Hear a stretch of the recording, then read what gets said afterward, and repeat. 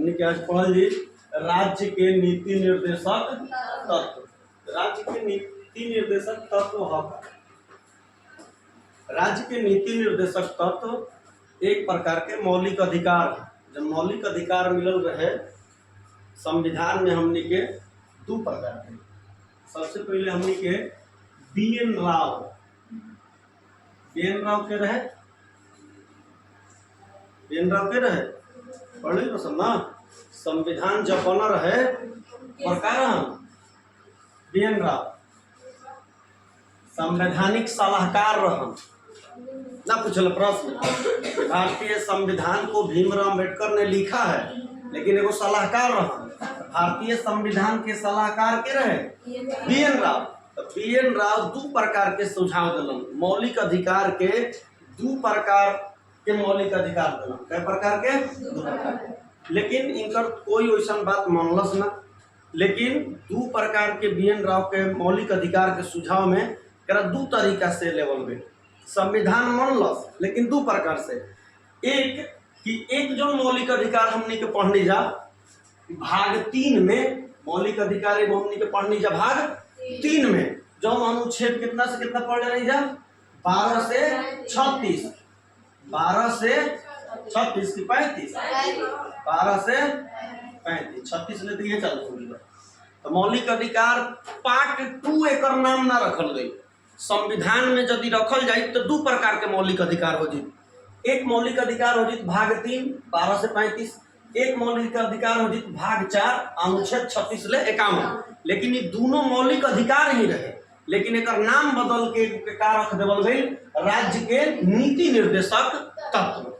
लेकिन हाँ यो एक प्रकार के मौलिक अधिकार यानी मौलिक अधिकार जो हमने के पढ़नी जा भाग 12 से 35 के बीच में इन न्यायालय में परिवर्तनीय है।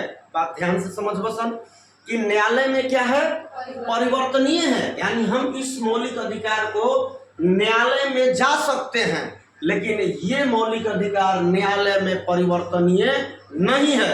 यानी अगर हमारा ई मौलिक अधिकार यदि नइखे मिलत तो एकरा खातिर हम न्यायालय में ना जा सकी ना। जिसे प्रेजेंट में हमनी के अभी कोई चीज नइखे मिलत सरकार द्वारा तो हमनी के कहाँ चल जाने जा न्यायालय में केस कर देवल जी फैसला करे खातिर। जो ना हमनी के बहुत सारा पढ़ते रह जा केशवानंद बनाम उड़ीसा राज्य से सब पढ़ते रह जा। तो मौलिक अधिकार जो 12 से 36 ई न्यायालय में परिवर्तनीय है। जौन अनुच्छेद 36 ले 51 राज्य के नीति निर्देशक तत्व यानी मौलिक अधिकार 2 ये न्यायालय में परिवर्तनीय नहीं है। यानी बी.एन. राव दो प्रकार के सुझाव दिलन। मौलिक अधिकार दो प्रकार के दिलन। एक दिलन कि अगर तहरा वो चीज नहीं मिलत तो तू न्यायालय में जा सकल। एक ऐसा मौलिक अधिकार दिलन जो तू न्यायालय में ना जा सकल। तो साफ कहा जाला राज्य के नीति निर्देशक तत्व वह मौलिक अधिकार है जो न्यायालय में परिवर्तनीय नहीं है। आप न्यायालय में नहीं जा सकते हैं लेकिन अनुच्छेद 12 से 35 यानी मौलिक अधिकार भाग 3 यह न्यायालय में परिवर्तनीय है। अब आई कि राज्य के नीति निर्देशक तत्व के मेन उद्देश्य क्या रहे। राज्य के नीति निर्देशक तत्व के मेन उद्देश्य क्या रहे। राज्य के देखिए नीति निर्देशक तत्व हम जान के लिख लें टॉपिक में बी.एन. राव यानी सुझाव के दिल रहे बी.एन. राव ही दिल रहे। कहाँ से लेवल गिल बा आयरलैंड के संविधान से लेवल गिल बा। यानी ये राज्य के नीति निर्देशक तत्व किस देश से लिया गया है आयरलैंड। कहा जाला कि आयरलैंड कहाँ से ले रहे तो आयरलैंड स्पेन से ले रहे। किस देश से लिया था स्पेन से लिया था। तो हमने के पढ़े के ना वाला कि आयरलैंड कहाँ से ले रहे। हमने की पता था कि राज्य के नीति निर्देशक तत्व भारतीय संविधान में किस देश से लिया गया है तो आयरलैंड के संविधान से लिया गया है। एक मेन उद्देश्य क्या बा राज्य के नीति निर्देशक तत्व के मेन उद्देश्य क्या बा आखिर एक का उद्देश्य बा। कोई आदमी एक उद्देश्य ले काम कर रहा अभी तुनी के सब हमरा भी पढ़े आई बड़ी सन तो एक उद्देश्य बा कि कोई इंटर में पास कर जाए और उद्देश्य बा कोई के उद्देश्य बा कि हम पढ़ के नौकरी ले ली। राज्य के नीति निर्देशक तत्व के उद्देश्य का बा एक पहला उद्देश्य है लोक कल्याणकारी राज्य की स्थापना करना। पहला एक का मतलब पूछबो करेला कि लोक कल्याणकारी राज्य की स्थापना किसमें है? तो राज्य के नीति निर्देशक तत्व में है। एक मेन काम यानी मेन उद्देश्य ये है कि राज्य में लोक कल्याणकारी राज्य के स्थापना होके। दूसरा एक उद्देश्य क्या है कि कैसन लोक कल्याणकारी राज्य? तो आर्थिक रूप से होके के चाहिए, सामाजिक रूप से होके के चाहिए और सामाजिक लोकतंत्र की सामाजिक लोकतंत्र यानी आर्थिक रूप से होके के चाहिए, सामाजिक रूप से होके के चाहिए। एक मेन उद्देश्य है राज्य के नीति निर्देशक तत्वों के मेन उद्देश्य है लोक कल्याणकारी राज्य की स्थापना करना। कैसा लोक कल्याणकारी राज्य? आर्थिक रूप से यानी पैसा में, सामाजिक रूप से सब समाज में एक जैसा हो, और लोकतंत्र बना हुआ हो। अब देखिए राज्य के नीति निर्देशक तत्व 3 प्रकार से व्यवस्था कई गई है, 3 प्रकार से एकरा बांटल गई। एक कहल जाला गांधीवादी विचारधारा। वादी के मतलब होला विचार। अगर कोई कहल जाए धीरेन्द्रवादी तो मतलब धीरेन्द्र के विचारधारा पर। एक गांधीवादी विचारधारा, एक समाजवादी विचारधारा, एक लिखल बा उदारवादी। 3 प्रकार के गांधीवादी विचारधारा के मतलब है जो गांधी जी के जितना विचार रहे उन पर जो आधारित भइल तो गांधीवादी विचारधारा कर देवल गई।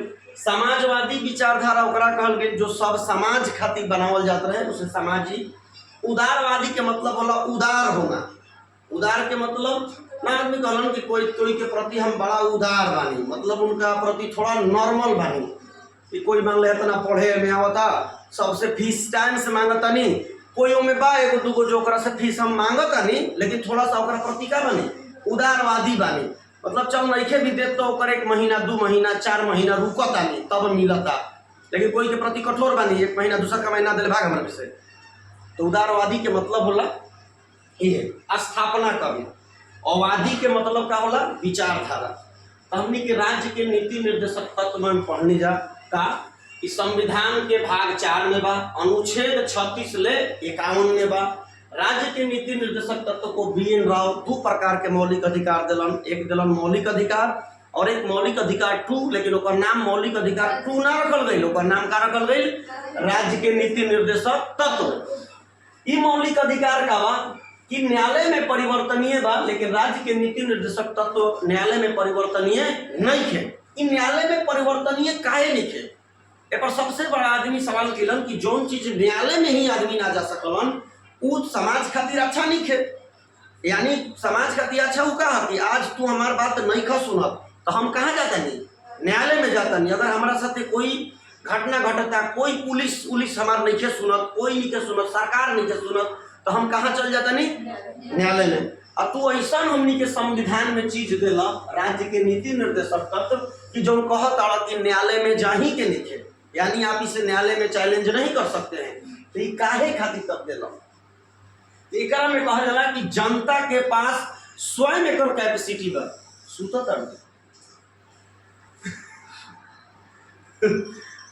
पता ना राज्य के नीति निर्देशक तत्व तो कैसे तारा सुता दिलस, या तो फिर तार सब्जेक्ट नहीं के तो ऐसे सुतत नहीं। बोले में लग रहा है कि आग में झपक गया। सही बात हो गया ना। तो बाकी तो सब ध्यान से सुनता, सब नहीं ना होता रे ना। हम राज्य के नीति निर्देशक तत्व बढ़िया बताओ तो ध्यान से सुन। सब्जेक्ट में लीन हो गया थोड़ा, रे आके झपकना चलो राज्य के नीति का देख उद्देश्य सब बताओ तो नहीं, मतलब क्या बताओ तो राज्य के नीति निर्देशक तत्व न्यायालय में ना दिया आदमी तो ठीक बात नहीं कहती। बताओ तो नहीं केकरा विश्वास ती ओरिजिनल जनता के पास में ही एक व्यवस्था कर दिलेगा। इस चलते आओ बढ़िया बा कि राज्य के नीति निर्देशक तत्व डायरेक्ट जनता के हाथ में है कि अगर तुम्हारी इन सब बातों को जितना ये अनुच्छेद में लिखले बनी, अभी सब अनुच्छेद के बारे में बताई, अगर ये सारा चीज तोहार राज्य सरकार नइखे करत तो तू 5 साल बाद ओकरा वोट मत द। तो न्यायालय में काहे खातिर जीव? न्यायालय में जब जालन कब खातिर? जब हमार सरकार नइखे सुनत, हमार काम नइखे होत तो हम कहाँ जाई ना? न्यायालय में। आ वो चीज ऐसन बा जेकरा सरकार के बदलला के बाद भी हमारा वो चीज ना मिली तब हम न्यायालय जाई। लेकिन ये सारी व्यवस्थाएं जो है आपकी सरकार आपके राज्य में नहीं कर रही है तो आप जनता खुद उसे 5 साल बाद बदल दो, दूसरी सरकार आएगी तो वह देगी। हम ये बात सब अनुच्छेद में बताओ से बताई कि पहला सरकार का ना देले रहे, अभी तोरा 5 साल बाद सरकार बदल गई तो का मिलता जब बुझाई तो सारा अनुच्छेद याद हो जी। अभी के अभी अनुच्छेद याद होके जाए जी। पार्ट बाई पार्ट एकदम याद हो जाए, कौन अनुच्छेद भुलाई जी ना। तो राज्य के नीति निर्देशक तत्व एक प्रकार के न्यायालय में ना जा सकलन, लेकिन इसका खुद डिसीजन जनता ले सकता है 5 साल बाद सरकार को बदल कर, इसीलिए यह न्यायालय में परिवर्तनीय नहीं है।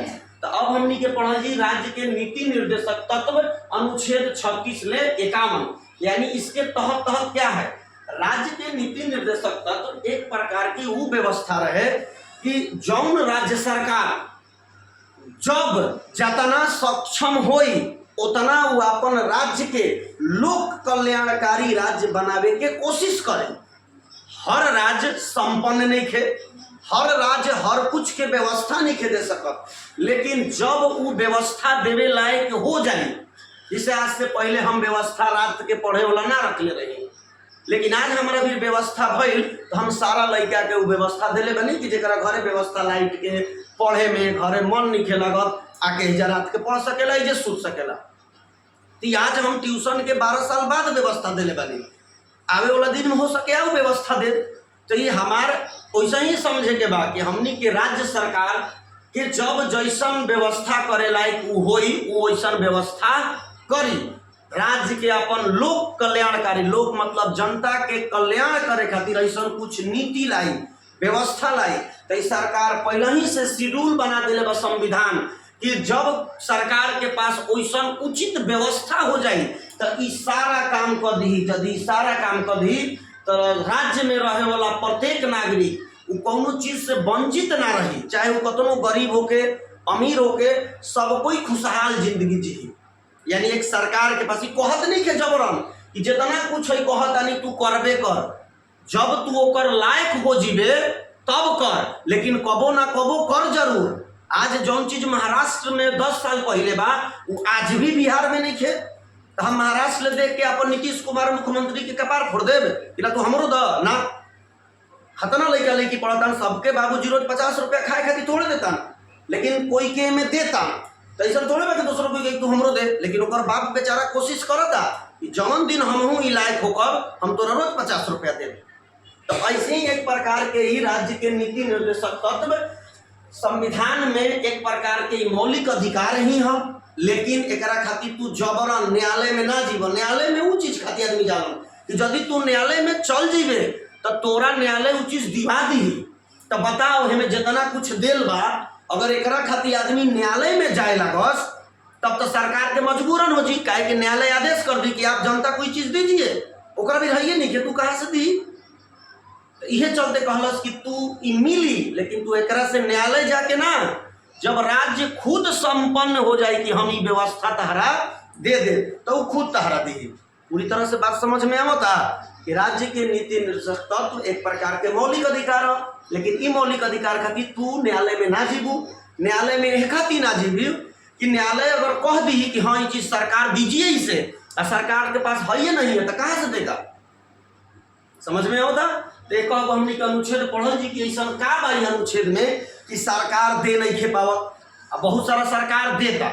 तो सर हमने के अनुच्छेद 36 ले 51 के बीच में जाना जी कि पूरा राज्य के नीति निर्देशक तत्व अनुच्छेद 36 ले 51 के बीच में है, संविधान के भाग 4 में है। अनुच्छेद 36 कहता है कि राज्य का परिभाषा, एक राज्य के परिभाषा का होके के चाहिए वो अनुच्छेद 36 में विस्तृत रूप से बताओ गया बा। तो राज्य की परिभाषा प्रश्न पूछेला एक नंबर डायरेक्ट ऐसे ही लिख के पूछ देवाला कि राज्य की परिभाषा किस अनुच्छेद में है, तो अनुच्छेद 36 में। जादी में कुछ व्यवस्था लिखे करेंगे तो अनुच्छेद 37 में फिर आओ गई। अनुच्छेद 37 में बात कहल गई बा कि जो तुम्हें हम नीचे दे रहे हैं व्यवस्थाएं उसके लिए तुम न्यायालय में नहीं जा सकते हो, यानी न्यायालय में अपरिवर्तनीय है। क्या है, तो राज्य के नीति निर्देशक तत्व है जो न्यायालय में परिवर्तनीय, यानी तुम न्यायालय में जाकर इन सारी बातों को परिवर्तन नहीं कर सकते हो। परिवर्तन मतलब कह देगा कि चीज खराब है आप इसे हटाइए, इसके लिए तुमको न्यायालय जाने की जरूरत नहीं है, सरकार के पास जब होगी तो वह तुम्हें देगी। यानी अनुच्छेद 37 कहता है कि यह न्यायालय में परिवर्तनीय नहीं है। क्या परिवर्तनीय नहीं है, राज्य के नीति निर्देशक तत्व। डायरेक्ट दोनों प्रश्न एक साथ ऐसा ही लिख के परीक्षा में पूछ देला कि राज्य के नीति निर्देशक तत्व न्यायालय में परिवर्तनीय नहीं है। किस अनुच्छेद के तहत? तो अनुच्छेद 37। तोरा पहले ही ई बात के हिदायत दे देता 37 कि हम कहतानी कि नीचे जितना चीज तोहरा देतानी ओकरा खातिर न्यायालय में ना जइब, लेकिन ई चीज देव हम, लेकिन हमरा भी जब हो जाए लागी कि हम देवे लायक बानी तो हम तारा देव। तब अनुच्छेद 38 है कि का आखिर देव? सामाजिक, आर्थिक और राजनीतिक न्याय देव हम। सामाजिक तौर पर सबके न्याय देव, आर्थिक रूप से भी सबके न्याय देव, राजनीतिक रूप से भी हम सबके का देव न्याय देव।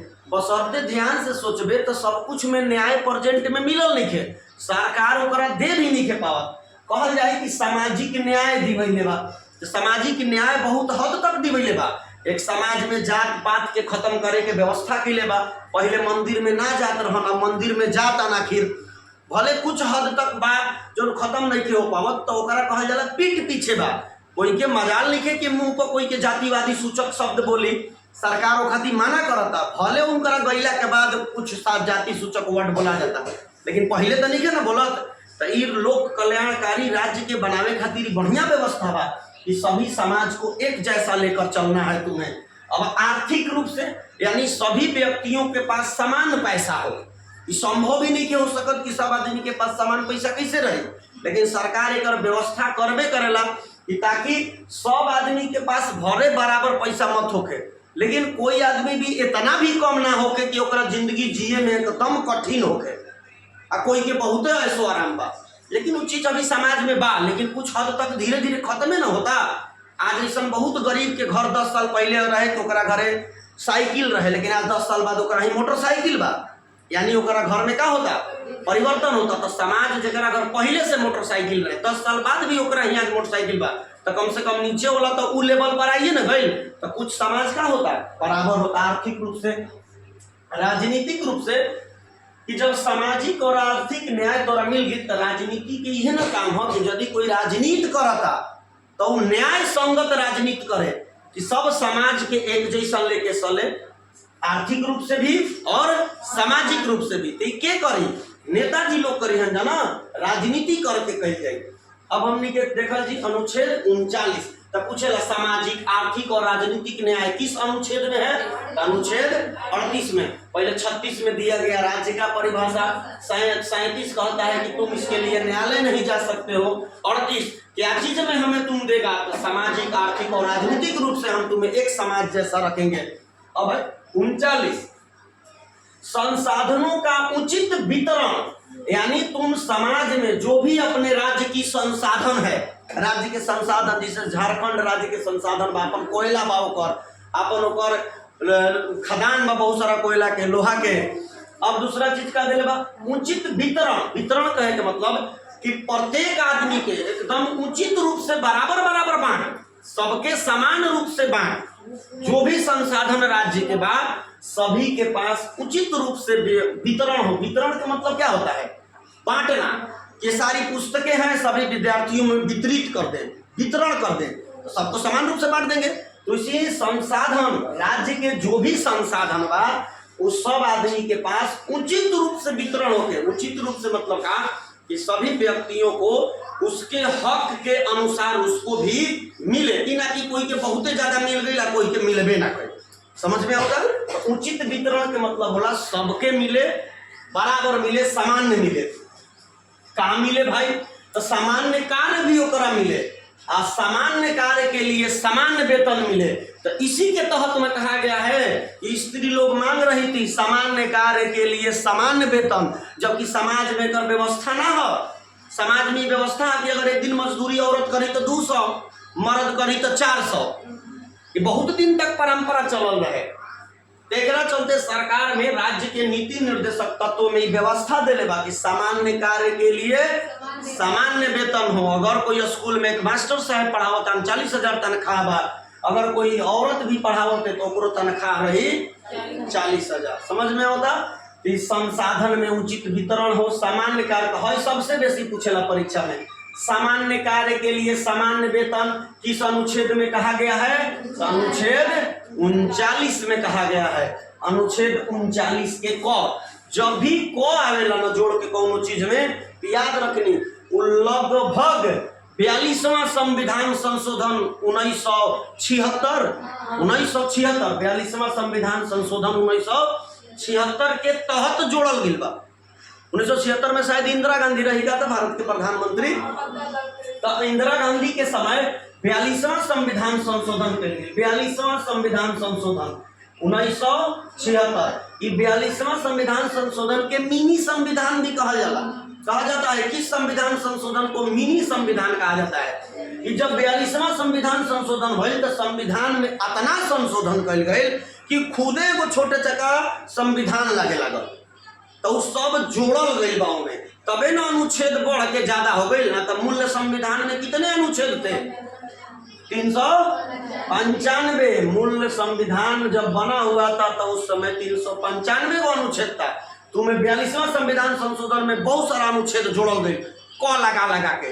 तो वह देख अनुच्छेद 39 के क कि समान अवसर के आकार पर न्याय देना, यानी जब संसाधन में वितरण कर देवे सामान्य कार्य के लिए समान वेतन, तो समान अवसर भी दे।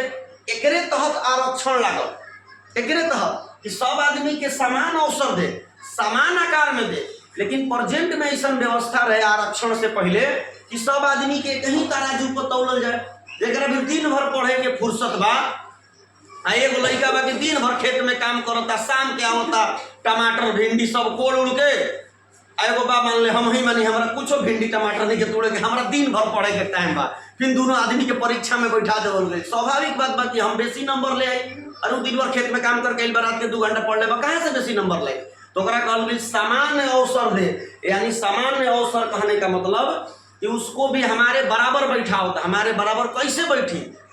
एकरा तो होती ना कह देवे कि या तो धीरेन्द्रों को ले जाके काम करा, 12 घंटा हुए भिंडी के खेत में, तब फिर में वो मौलिक अधिकार के हनन हो जी जो हमारा मिलल रहे भाग 3 में कि जबरन आप किसी से काम नहीं करा सकते हैं, तो फिर वो मौलिक अधिकार के हनन होके लगी। ये भले कहल गई कि ओकरा से जबरन काम मत करा, लेकिन जो करता ओकरे कुछ छूट दे दे कि चल भैया धीरेन्द्र 60 नंबर लाई या तू 40 नंबर ला देवे तो तोरा धीरेन्द्र के बरोबर वैल्यू देवल जी, यानी तोरा अवसर दे के तोरा भी आगे बढ़ावे के कोशिश कर जी। तो समाज में ओकरे चलते का आई आरक्षण आई।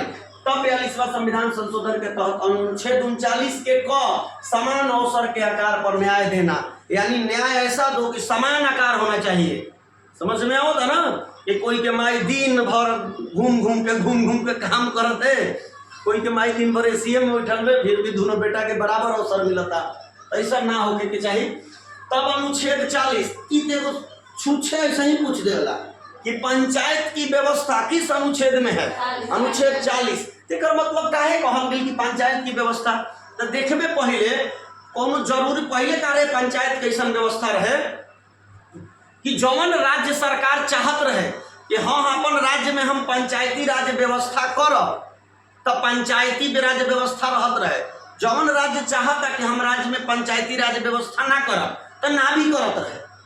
जैसे ही समझे लायक बा कि मान ले बिहार सरकार कहलस कि हमारा राज्य में कोनो मुखिया दुखिया के जरूरत नहीं, हमारा राज्य में मुखिया ना रही, पंचायती राज व्यवस्था ना रही। पंचायती राज व्यवस्था ना रही तो का ना रही? मुखिया ना रही है, वार्ड ना रही है, पंच सरपंच ना रही है। डायरेक्ट कोनो दिक्कत हुई तो थाना में जइहन, न्यायालय में जइहन, हम व्यवस्था करब। आ कोई राज्य सरकार अपन राज्य में व्यवस्था रखले रहे कि ना हमारे राज्य में मुखिया रही हम, दोनों चीज रहे, यानी आप पंचायत को रख सकते हो या पंचायत को नहीं रख सकते हो। लेकिन बाद में ऐसा व्यवस्था भई कब? बोल तारीख कौन संविधान संशोधन के तहत उसे अनुसूची में डाल दिया गया है। 73वां संविधान संशोधन 1993। 73वां संविधान संशोधन भइल कब? 1993 ईस्वी में, यानी 73वां संविधान के संशोधन कल गई 1993 में। और संविधान के अनुसूची में ये बात के जोड़ल गई। कौन सी अनुसूची?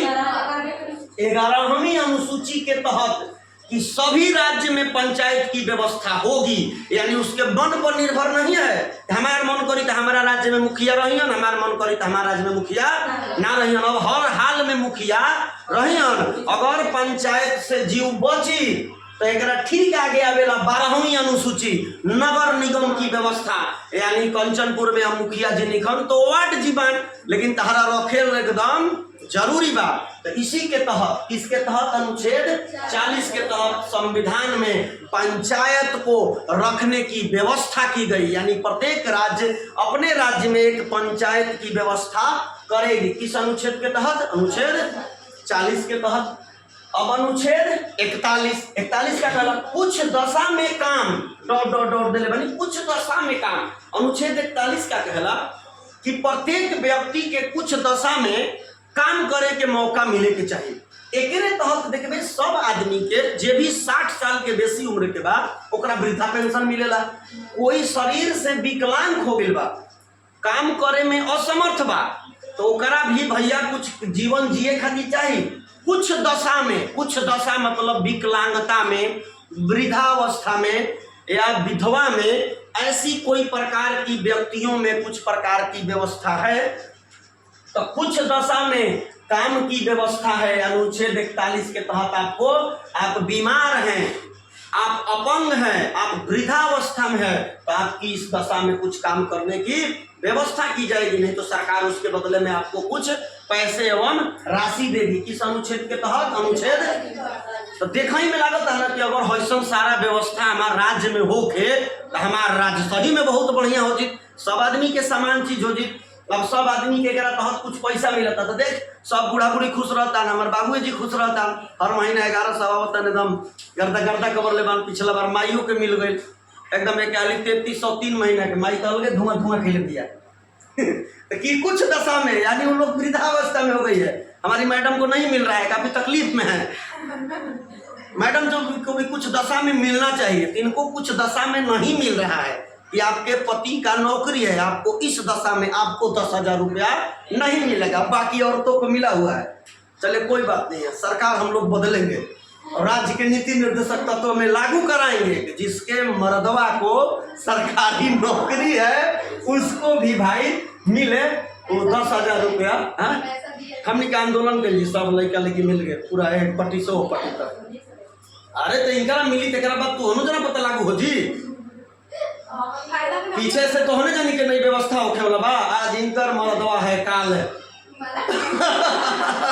तो काल तो जाना कि चल मिल जाए तो फिर तोहरो ना मिली, तो चलते इनकरा खातिर लड़ बुझा तो बाद में तोहरो फायदा हो। और देख लेने चल पूरा का मुँह परीक्षा पूरा गर्म हो देता ना, तो का बना कि गर्मी बर्दाश्त करही के पड़ी। हम देख कैसे हम हमारा कौन कहीं कपार हमरा तो वो गरम कहा हुआ नहीं के मिलत। अब तो उन्हीं खातिर बताओ अपना लिख के 2 दिन से वेट करे बनी कि राज्य के नीति निर्देशक तत्व तो पढ़ाई। पूरा संविधान में सबसे बढ़िया ये पढ़ाओ तनी लागत है तू अनियो के पूरा पसीने फिर बने का कहते। अच्छा तनी देर पहलवा तो का बाकी तनी देर पहलवा हम घूमे चल गए ना, तो तोनी के परीक्षा के टाइम पे घूमे गए हम, तोनी चलते गई बटरी या अभी तोनी के परीक्षा होता में हम घूम ली ताकि हम ट्यूशन में ना रह तो पढ़ा देते। मैडम जी के चलते कि नहीं, देखा झूठा बात ना, हम आपके चलते नहीं गए।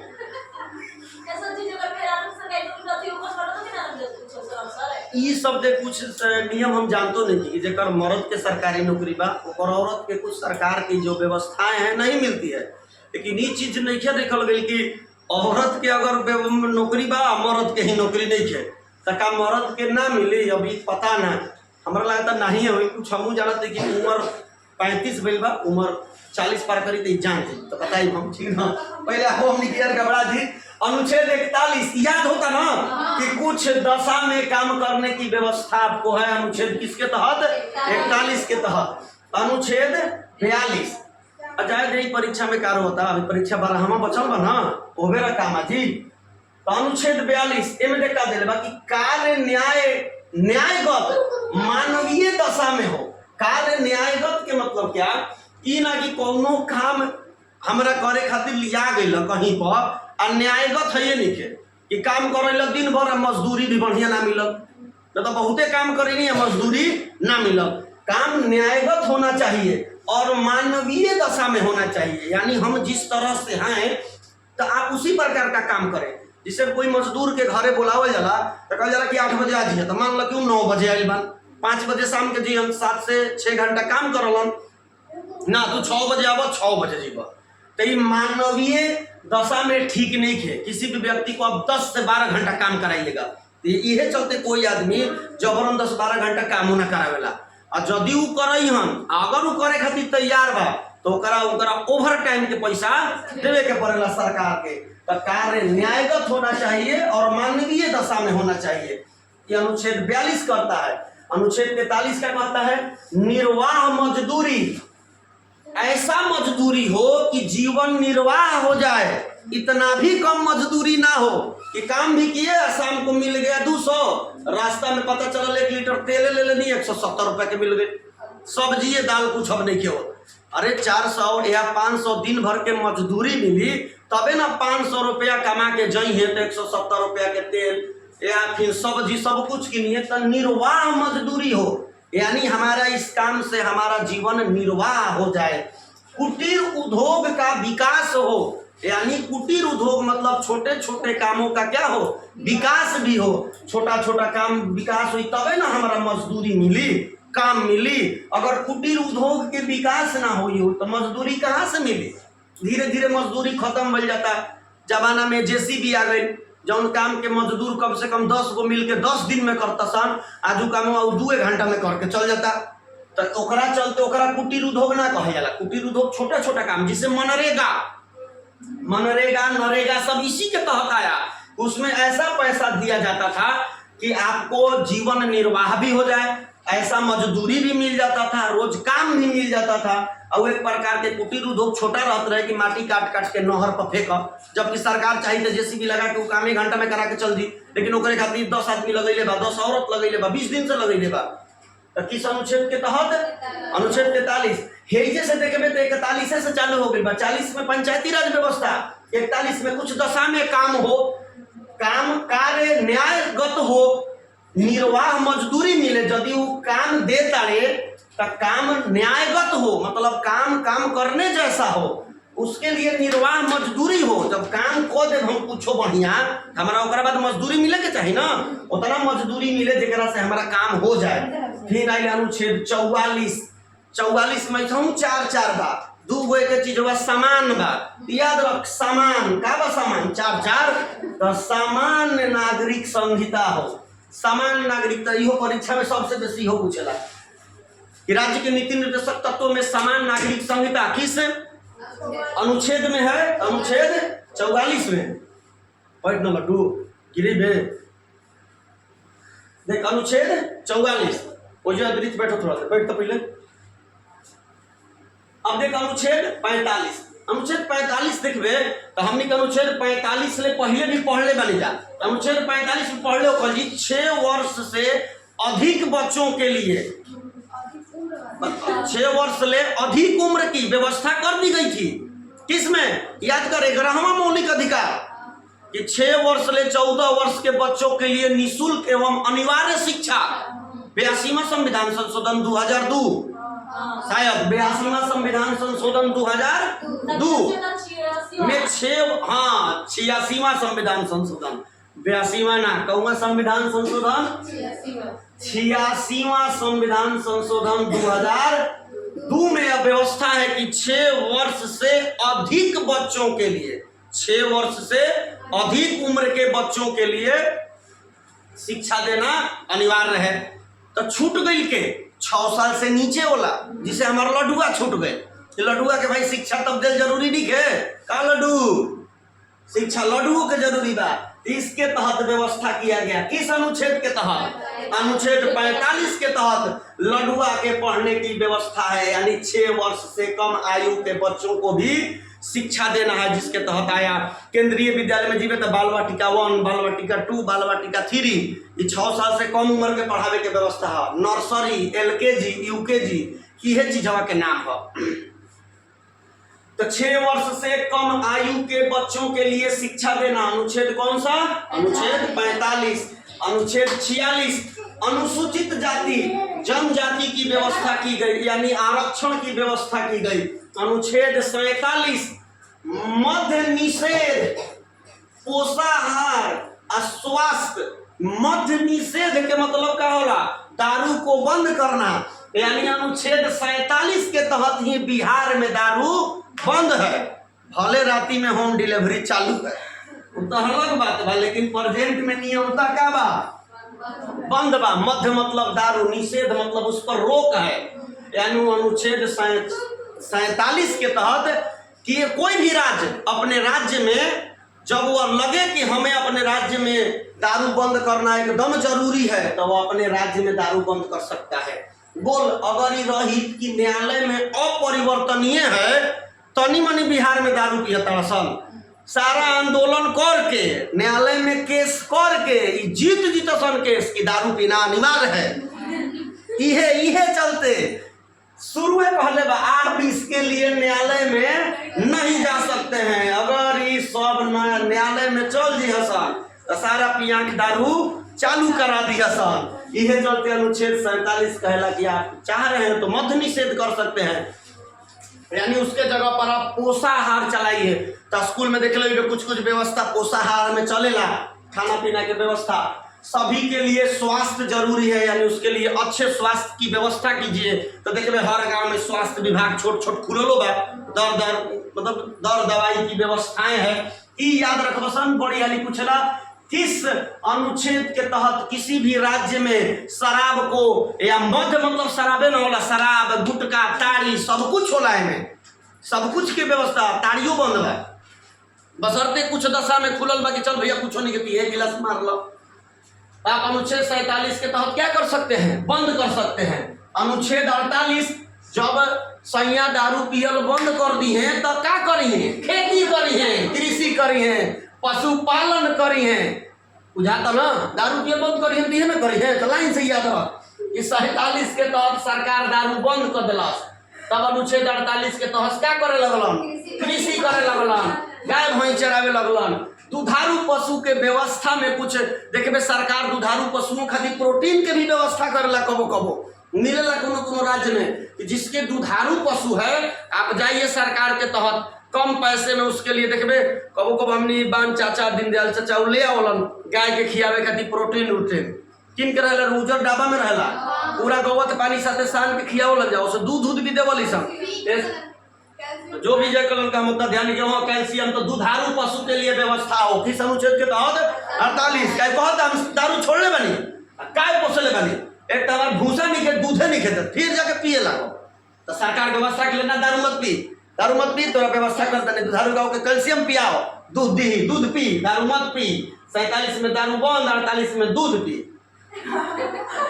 ऐसे ही याद रख, कृषि पशुपालन करी, समझ में आओ तब अनुच्छेद 48 के कोई तो समझे के बाद 42वां संविधान संशोधन 1976 के तहत ही संशोधन भइल होई कि जब दारू पियल बंद कैले, कृषि करे लगले, पशुपालन करे लगले, तो तनिका पर्यावरण पर भी ध्यान दे। यानी अनुच्छेद 48 के क्या कहता है कि आप पर्यावरण को संरक्षण दो, यानी पेड़ पौधा को काटो ना, पेड़ पौधा को बचाओ। अब दारू पीना तुम लोग छोड़ चुके हो, खेती कर रहे हो, चरा रहे हो भैंस वैंस, तो कुछ पौधा भी लगाओ। लाइन से याद करबे, 47 में दारू बंद भइल, 48 में खेती करे लगले, अब पर्यावरण यानी पेड़ों पौधा लगावे लगले। ये चलते कहल गेल 48 के तब अनुच्छेद 49 जब इतना काम हो गई तो राष्ट्रीय स्मारक, जैसे में शेरशाह रौजा में जाइए तो खाली घूमिए, ई ना कि बैठ के दीवार पर अपना नामे लिख दीजिए फालना संग फालना। राष्ट्रीय महत्व स्मारक के स्थान का संरक्षण करे, संरक्षण मतलब सुरक्षा प्रदान करे, ई ना कि नालंदा विश्वविद्यालय में जाके हम कुछ कर दिए। अनुच्छेद 49 के तहत राष्ट्रीय महत्व एवं स्मारक का क्या हो, स्थान का संरक्षण करें। घूमे ग्लास ब्रिज पे लेकिन कूदे नहीं, रील नहीं बनाए, लेकिन कोई मान रहा है, सब बना रही हैं, यहाँ तक कि मैडम बना रही, हम ना बनाए हैं, हम अपना पीछे थे, बात हम ना बने लगे। तो अनुच्छेद 49 के तहत राष्ट्रीय महत्व यानी स्मारक स्थान का क्या करें, संरक्षण करें। अनुच्छेद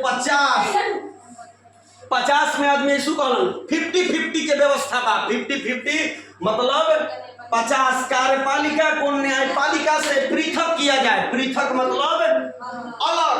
अगर ये कार्यपालिका और न्यायपालिका अगर एक साथ ही मिल जासन तब तो बढ़ियों काम कुछ होके के बाद कार्यपालिका के मतलब का होला, जैसे कोई भी राज्य में नियम लागल कि सब औरत के 10-10 हजार रुपया मिलता, न्यायपालिका के उ काम हो देखना कि केकरा 10,000 नइखे मिलल। अगर ये दोनों मिल जासन, अगर 8 आदमी के 10,000 रुपया देवे, हिंगरा से कहवा देवे कि कह दे न्यायपालिका के सब मेहरारू के मिलल बा 10 लाख के, मिलल कई गो के बा 10 गो के, आयकरा से कहवा दिला 10 लाख। ई बैठल बा न्यायपालिका देखेला कि कार्यपालिका का करता, आ यदि जौन कैलस उ सब के एक लेखा कैलस कि ना कैलस, ए चलते दोनों के बराबर बराबर एकदम पावर देले था। यानी कार्यपालिका को न्यायपालिका से अलग करता है किस अनुच्छेद के तहत? अनुच्छेद 50 के तहत। अनुच्छेद 51 जब सारा काम कर के पढ़ा के थाक गइल बड़ा तब तनका विदेशों पर ध्यान देता होगा। पूरा अनुच्छेद 50 तो देश के बात भइल जा, तो अनुच्छेद 51 में थकहर के अंतर्राष्ट्रीय लेवल पर चल गई जा कि अंतर्राष्ट्रीय शांति में क्या हो, अंतर्राष्ट्रीय यानी देश भी विदेश भी सब शांत रहे, सुरक्षित रहे, कोई हाला गुला ना करे। यानी अंतर्राष्ट्रीय शांति की सुरक्षा किस अनुच्छेद में है? 51 में है। समझ में आए? एक बार फिर से शुरू से हम तक देख लेवल जाओ कि राज्य के नीति निर्देशक तत्व आयरलैंड से लिया गया है। भाग 4 अनुच्छेद 36 से 51 है। यह एक प्रकार का मौलिक अधिकार है, लेकिन इसको मौलिक अधिकार 2 न कहकर इसे राज्य के नीति निर्देशक तत्व कहा जाता है। यह अनुच्छेद 36 से 51 के बीच में अनुच्छेद 36 कहला राज्य की परिभाषा, अनुच्छेद 37 कहला न्यायालय में परिवर्तन नहीं है। 38 सामाजिक आर्थिक और राजनीतिक रूप से आपको न्याय मिलेगा। अनुच्छेद 39 संसाधनों का उचित वितरण होगा, सबको समान रूप से वितरण होगा। अनुच्छेद 39 के सभी को समान अवसर मिलेंगे। अनुच्छेद 40 में पंचायती राज की व्यवस्था होगी, पंचायती राज व्यवस्था। अनुच्छेद 41 कुछ दशा में काम मिलेगी, विकलांगता बुढ़ापा में भी आपको। अनुच्छेद 42 कार्य न्याय संगत हो, मानवीय हो, यानी काम करने लायक हो। अनुच्छेद 43 निर्वाह मजदूरी, यानी काम किए तो ऐसा पैसा मिले जिससे हमारा जीवन चले। अनुच्छेद 44 समान नागरिक संहिता हो। 45 6 वर्ष से कम आयु के बच्चों के लिए शिक्षा हो। 46 अनुसूचित जाति जनजाति, यानी राज्य चाहती है कि हमारे राज्य में और भी आरक्षण की व्यवस्था करना चाहिए, यानी जाति को और बांटे। तो पिछड़ा वर्ग, अत्यंत पिछड़ा वर्ग इसी के तहत न बटा है। ये बिहार में बा OBC 1 OBC 2, बहुत सारा राज्य में नहीं है, जिसे भारत सरकार में नहीं है। पूरा OBC समाज के केवल OBC कहा जाला, लेकिन बिहार में क्या कहा जाला? OBC 1 OBC 2, यानी पिछड़ा वर्ग, अत्यंत पिछड़ा वर्ग। तो अपना कर सकता है 47 में सैया दारू ना पी हैं, 48 में जब दारू ना पी हैं तो काम करिए, कृषि करिए, पशुपालन करिए। 48 के क में पेड़ पौधा के भी रोपी है, सुरक्षा प्रदान करी है। 49 राष्ट्रीय स्मारक नालंदा विश्वविद्यालय सबके संरक्षण प्रदान करे, शेरशाह रौजा के करे। 50 कार्यपालिका न्यायपालिका एकदम पृथककरण हुई, अलग अलग रही, दोनों में मेल मिलाप ना रही, दोनों में 36 का आंकड़ा रही, फाटाफाटी हो जाए।